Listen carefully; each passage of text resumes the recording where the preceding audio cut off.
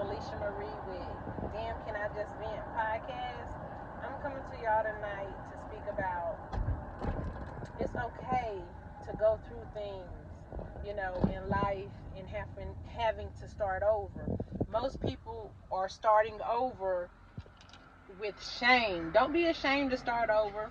Don't be ashamed to have to do things over again, not necessarily repeating the same cycle, but I'm just saying, like, just get out there. Say for instance, if you lost a house, you have to do the necessary steps to get back stable and make sure you can keep your finances up and make sure that you can be able to afford a house this time, because sometimes we lose things. Everybody falls short of his glory, of Daddy God glory. But what I'm saying is, it's okay to start over. Renew your mind. Change your way of thinking. Just, reflect back on how you did things the last go round, so you don't have to do it the next go round or this go round.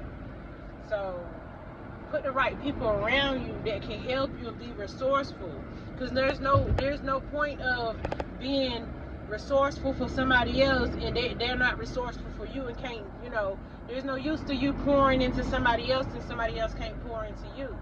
So, people just sitting around taking up seats that could be filled by people who actually can pour into you, people who actually can get you somewhere, people who actually love you, people who actually can pray for you, people who actually are, elevated mind-wise, spiritually wise,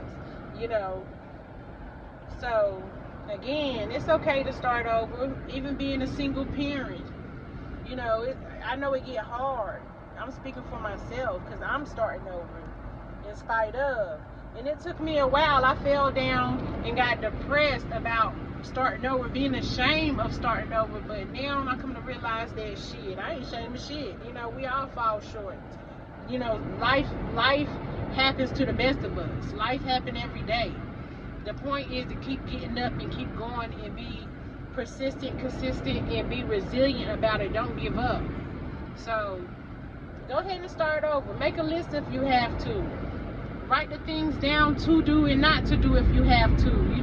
It's best to get it out your mind and on paper, because sometimes we can forget and change the course of plan that we originally had we have written it down. So it's best to get some things off your mind and get it on paper.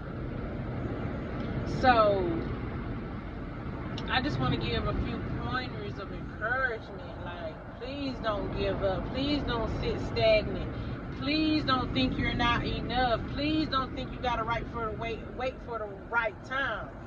I was one of them ones that gave up for a little bit. I was one of the ones that, think I couldn't do it. I was one of the ones that was, down on my luck, being down on myself, criticizing myself, and, not giving myself enough credit, not, forgiving myself for the bad choices that I made.